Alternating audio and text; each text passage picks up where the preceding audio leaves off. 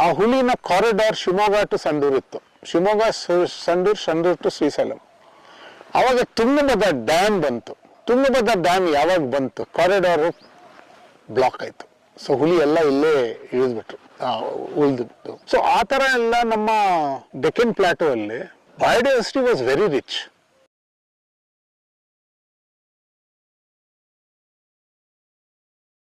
Ancestors ಏನ್ ಮಾಡಿದ್ರು, HUDA ಗೋರ್ಪಡ್ ಅಂತಂದ್ರೆ ಮರಾಠಿಯಲ್ಲೇ ಮಾನಿಟರ್ ಲಿಸರ್ಡ್, ಕನ್ನಡಲ್ಲೇ ಗೋರ್ಪಡ್ ಅಂದ್ರೆ ಹುಡಾ.